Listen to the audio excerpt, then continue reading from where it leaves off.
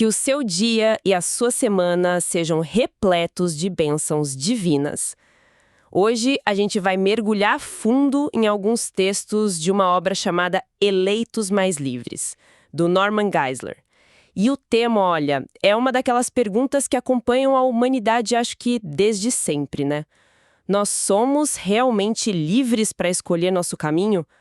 A nossa missão aqui vai ser uma viagem no tempo, sabe? Usando esses escritos para entender o que os grandes pensadores da Igreja, por mais de 1000 anos, falaram sobre o livre-arbítrio. A gente vai seguir essa trilha cronologicamente, dos primeiros séculos do cristianismo até a Alta Idade Média, para ver como essa ideia, como ela se desenvolveu. Ok, vamos lá, vamos começar a desembrulhar isso. A fonte já abre com uma afirmação assim muito forte. Tirando o Agostinho mais velho, praticamente todos os grandes pensadores cristãos, até a Reforma, defendiam que o ser humano tem o poder de escolher, mesmo depois da queda. Isso por si só já é bem impactante. Nossa jornada começa lá no início, com os primeiros, né? Justino Marte, Irineu. O que eles estavam dizendo exatamente? Eles estavam estabelecendo as fundações de tudo isso. O Justino Mártir, por exemplo, lá por volta do ano 150, ele argumentava que Deus nos fez inteligentes e livres para escolher a retidão. E ele já lidava com uma objeção que a gente ouve até hoje, que é a presciência de Deus. Ele dizia que, olha, o fato de Deus saber o que vai acontecer não elimina a nossa liberdade de fazer acontecer. Para ele, uma coisa não anulava a outra. Certo, essa questão da presciência sempre dá um nó na cabeça. Mas o que me chamou mesmo a atenção foi como o Ireneu, um pouco depois, usou as palavras do próprio Jesus para defender a liberdade. Ele cita aquela passagem: "Quantas vezes eu quis reunir os seus filhos, mas vocês não quiseram." Isso é quase um checkmate no argumento, não é? Exatamente. Para o Ireneu, essa era a prova definitiva. Ele olhava para essa frase e viu uma distinção muito clara. A vontade de Deus de um lado, o eu quis, e a vontade humana do outro, vocês não quiseram. A conclusão dele era lógica, né? Deus aconselha, ele mostra o caminho, mas ele não força, não coage. A decisão final de aceitar ou de rejeitar é nossa. E outros pensadores da época seguiram essa mesma linha, imagino. Sim, e de maneiras bem diretas. Tassiano da Síria, por exemplo, ele é brutalmente honesto. Ele diz: nosso livre-arbítrio nos destruiu. Ponto. Ele não culpa a Deus, não culpa uma força cósmica. Ele coloca a responsabilidade direto no nosso colo.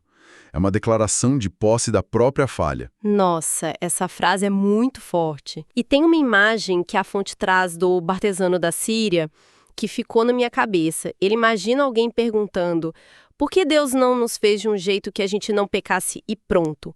A resposta dele é genial. A analogia da harpa. É fantástica.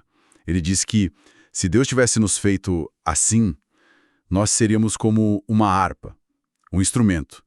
A melodia pode ser linda ou horrível, mas o mérito ou a culpa nunca seriam da harpa. Seriam sempre do músico. Nós seríamos só ferramentas. Para o Bartesiano, a liberdade é o que nos dá dignidade. É o que nos eleva e, claro, nos torna responsáveis. Sem ela, seríamos autômatos morais. Faz todo sentido, quer dizer, um robô programado para dizer eu te amo não está realmente amando. O valor está na escolha, né? Mas aí entra uma questão mais complicada. Se somos livres, onde fica a soberania de Deus? Se o mal acontece por nossa escolha, Deus perdeu o controle? Parece que Clemente de Alexandria e Tertuliano tentaram resolver essa tensão. E esse é o próximo passo lógico. Eles precisavam defender o caráter de Deus contra essas visões mais fatalistas, né? Que diziam que tudo, inclusive o mal, era obra divina. O Clemente de Alexandria faz uma distinção muito sutil, mas poderosa. Ele diz que nada acontece sem a permissão da vontade de Deus. Mas isso não significa que Deus produz ativamente o mal. Como assim? Parece uma contradição. A ideia é a seguinte: Deus, na soberania dele, permite que as nossas escolhas aconteçam, mesmo as más. Ele não impede quem decide fazer o mal, mas ele mantém o controle final usando as consequências desse mal para um bem maior. Então a soberania dele não está em controlar cada escolha como um marionetista, sabe? Mas em governar o resultado final de todas as escolhas. Ele permite a nossa jogada, mas o tabuleiro continua sendo dele. Entendi. É uma forma de conciliar as duas coisas. E Tertuliano, como ele entra nessa conversa? Tertuliano conecta o livre-arbítrio direto com a bondade de Deus. Ele argumenta que o próprio fato de Deus nos dar a liberdade de escolha, essa é a maior prova da sua bondade. Pensa bem. Deus nos chama, nos alerta, nos incentiva. Para Tertuliano, tudo isso só faz sentido se nós tivermos a capacidade de responder. Se fôssemos robôs, por que ele precisaria nos convencer de algo? Certo. Não se exorta uma pedra. Isso começa a se tornar uma ideia tão central que, pelo que a fonte indica, Orígenes trata como algo inquestionável. Para Orígenes não tinha nem discussão. Ele afirmava que o ensino de que cada alma racional é dotada de livre-arbítrio e volição era uma doutrina clara e definida da Igreja. Não era uma opinião, era um pilar da fé. Ele dizia que as Escrituras estavam cheias de provas disso, o que nos leva a uma questão interessante que o Novaciano de Roma levanta. Ele diz que essa liberdade precisava de uma ordem, de uma lei. Liberdade não é anarquia, então. Exatamente. A liberdade, para esses pensadores, não existe no vácuo. Ela opera em relação a um padrão, a uma lei, a vontade de Deus. O mal, segundo Novaciano, surge quando o livre-arbítrio é exercido com desprezo por essa lei. A liberdade em si é neutra, uma ferramenta. É a escolha que a gente faz com ela que dá qualidade moral. Ok, então o cenário está montado. Somos livres, responsáveis, e essa liberdade opera dentro de um quadro moral. Mas o argumento não para por aí.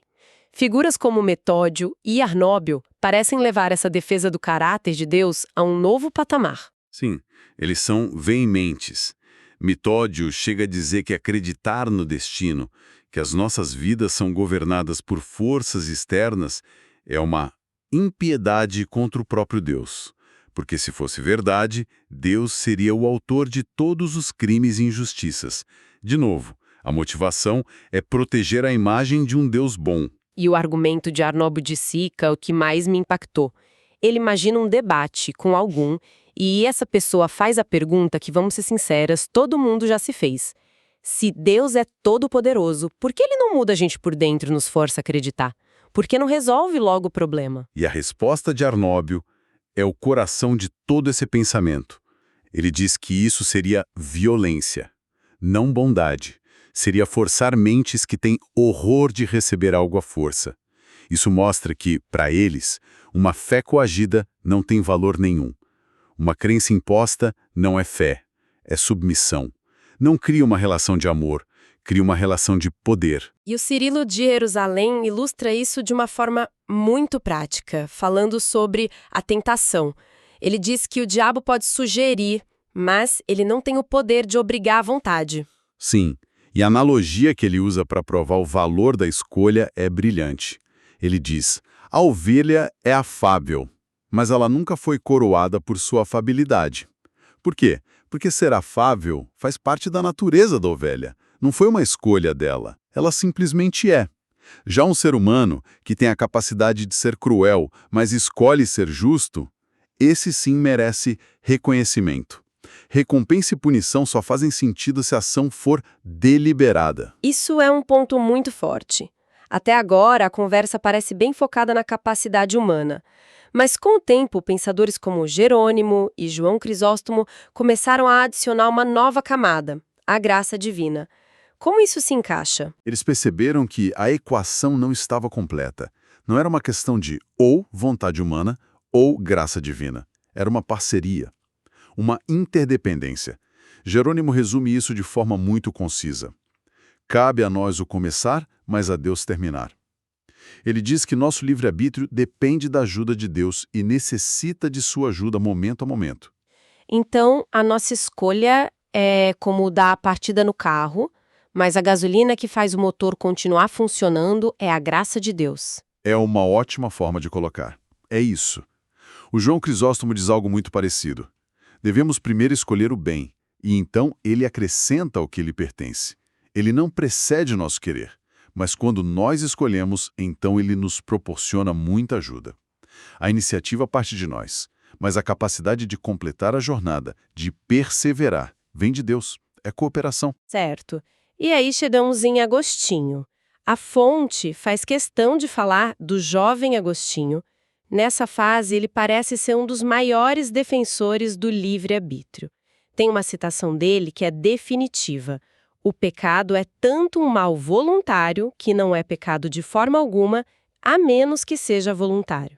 Para o jovem Agostinho, a voluntariedade era a própria definição de pecado.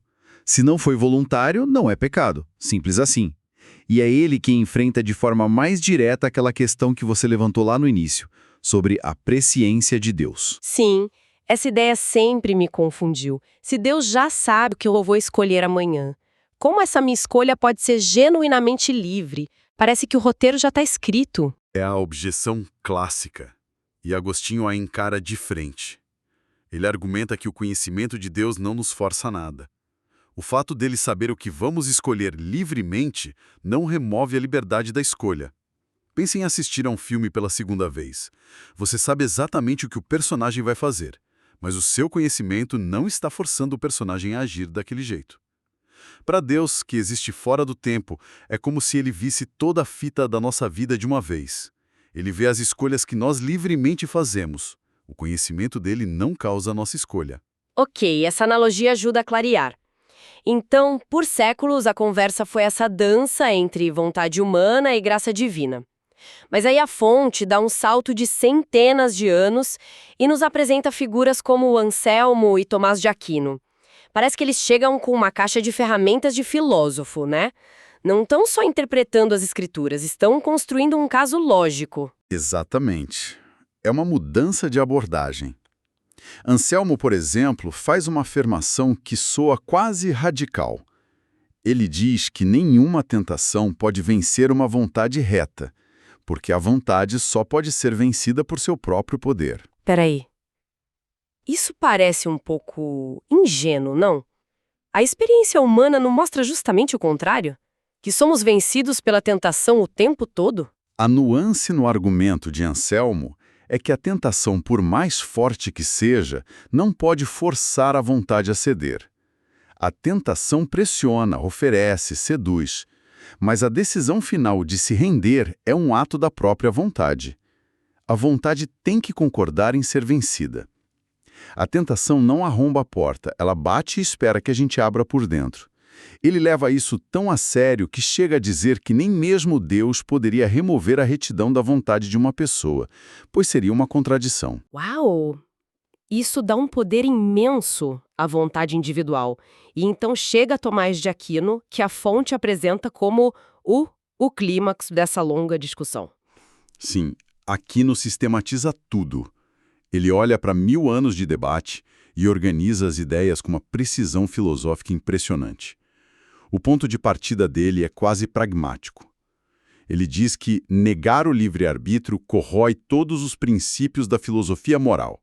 Se não somos livres, todo o nosso sistema de leis, ética, justiça, punições, louvor, tudo perde o sentido.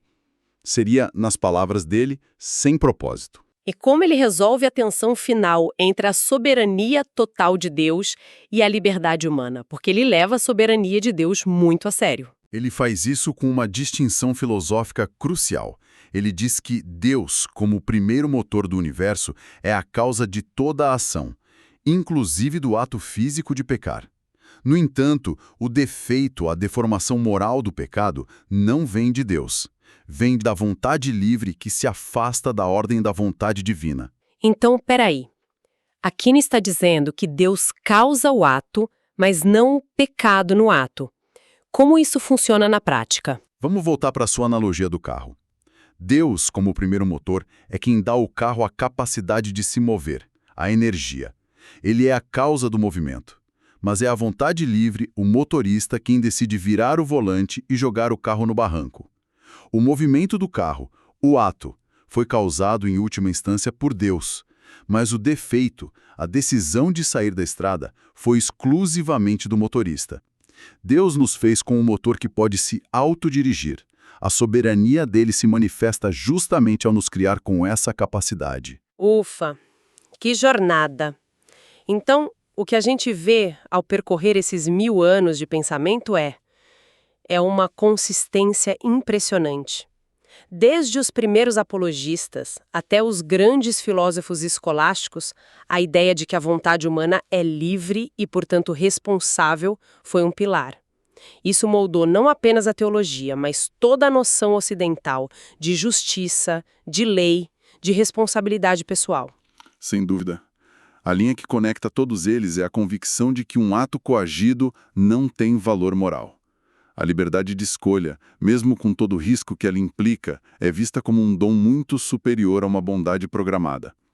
Para eles, Deus não estava interessado em robôs que o obedecessem por programação, mas em filhos que o escolhessem por amor. A possibilidade de dizer não é o que dá sentido ao sim. Isso nos deixa com uma última reflexão, então. Sim. Se a gente levar o argumento de Anselmo ao pé da letra, que a vontade só pode ser vencida pelo seu próprio poder, que ela precisa consentir com a própria derrota, qual é então o verdadeiro papel da tentação externa? Ela é só um teste, uma oportunidade para a vontade mostrar do que é feita? Ou ela tem um poder mais ativo, que de alguma forma enfraquece a vontade antes mesmo da escolha? É algo para se pensar. Na nossa próxima análise, continuaremos a explorar outras facetas deste mesmo livro, Eleitos Mais Livres. Que Deus abençoe a todos.